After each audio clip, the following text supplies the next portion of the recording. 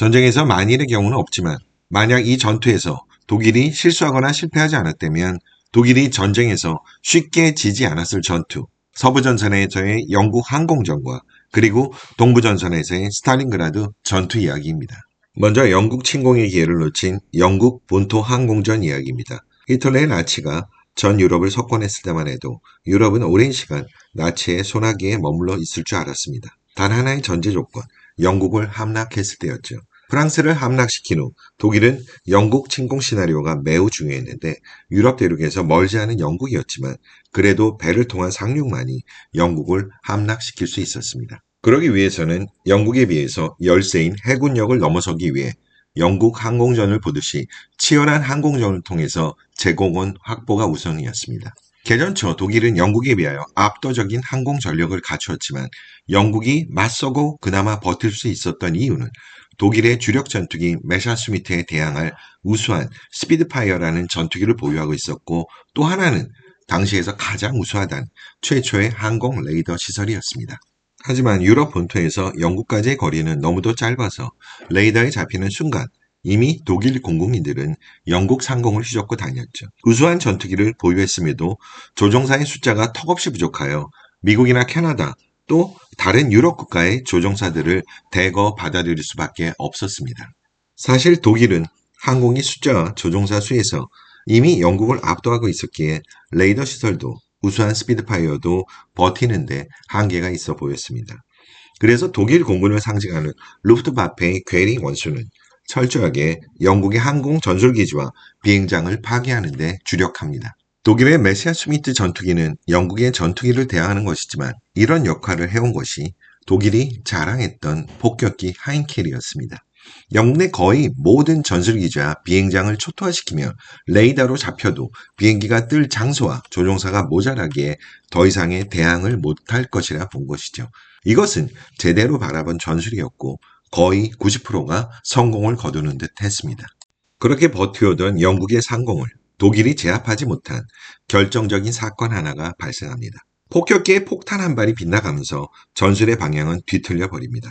민간인에 대한 폭격은 철저하게 배제하던 독일 공군의 폭격기 한 대가 실수로 런던 시내에 폭탄을 떨어뜨리고 만 것이죠. 이것은 영국의 수장 처칠을 화가 나게 만들었고 처칠은 누구도 예상 못한 보복을 하는데 바로 영국의 폭격기가 베를린을 폭격한 것입니다. 이에 히틀러와 공군 원수 괴링은 독일에 대한 도전이라고 화를 내면서 본격적으로 런던 시내를 폭격하기 시작합니다. 독일의 영국 침공 전략 방향이 어긋나도 완전히 어긋나 버리고 말았죠. 런던을 폭격하는 동안 시간을 번 영국의 전술기지와 비행장은 다시 정비를 하고 미국으로부터 물자를 원조받아 본격적인 대항 채비를 갖춘 것입니다. 결국 독일 공군은 압도적인 전력으로 더 밀어붙여야 할 시점을 놓쳐버리고 영국에게 기회를 제공하고 만 것입니다. 이때부터 독일의 공군 전력 피해가 급격하게 늘어가기 시작합니다. 너무나 많은 손실을 보게 된 독일은 결국 영국 상륙을 포기하게 됩니다. 이것이 독일이 놓쳐버린 첫 번째 기회이자 실수였습니다. 두 번째는 동부전선의 소련 침공, 스탈린그라드 전투 이야기입니다. 독소 불가침 조약을 맺고 있었던 독일과 소련의 관계는 언제 깨져도 전혀 이상할 것 같지 않은 아주 불안한 관계였습니다. 나치가 출현한 계기는 굴욕적인 베르사유 조약으로 피폐된 독일 경제와 자긍심을 되살리는 것이었지만 유럽에 만연하고 있었던 공산사회주의 타도도 한몫을 했습니다. 서유럽을 모두 제패한 독일은 1942년 8월 독소 불가침 조약을 깨고 소련을 침공하는 바르바로사 작전을 전개합니다. 프랑스 침공 때와 마찬가지로 소련보다 물자와 병력은 적었지만 독일의 전격전은 여기서도 힘을 발휘하죠. 독일은 순식간에 레닌그라드는 물론 스탈린그라드 코앞까지 진격합니다. 그러나 스탈린의 이름을 딴 공업도시 스탈린그라드에서 최대의 저항에 부딪힙니다.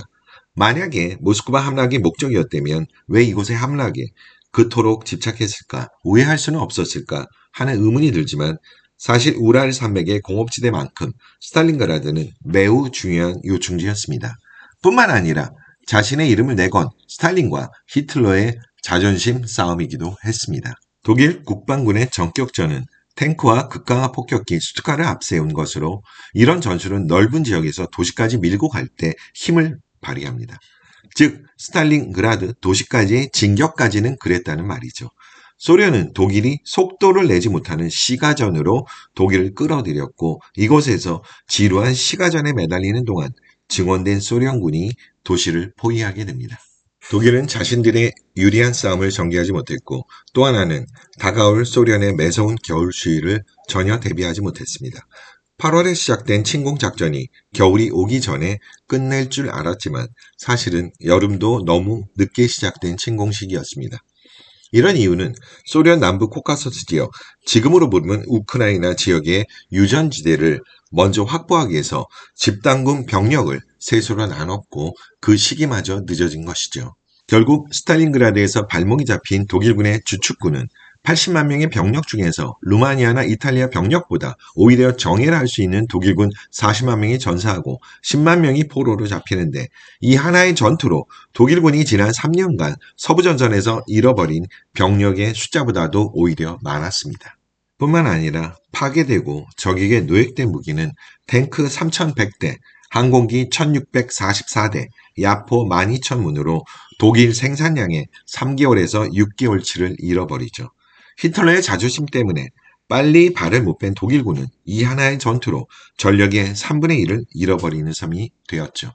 결국은 총사령관 파울루스가 굴욕적인 항복을 하지만 충분히 병력 손실을 최소화하고 후퇴할 기회가 충분히 있었음에도 히틀러의 고집 때문에 그렇게 되지 못했습니다. 전쟁의 승패는 여러 요인이 있지만 전쟁 초기 영국의 침공에 성공 못한 결과는 훗날 연합군이 반격할 수 있는 토대를 제공하게 되었고 스탈린그라드의 전력 손실은 결국 서부전선의 약세로 다가왔고 노르만디에 상륙하는 대규모의 연합군을 막아내는 데 한계를 보이며 독일이 완전히 열세에 놓이게 된 것이죠. 이 두 가지의 전투가 독일이 패망하게 된 결정적 전투라는 이야기를 드렸습니다. 감사합니다.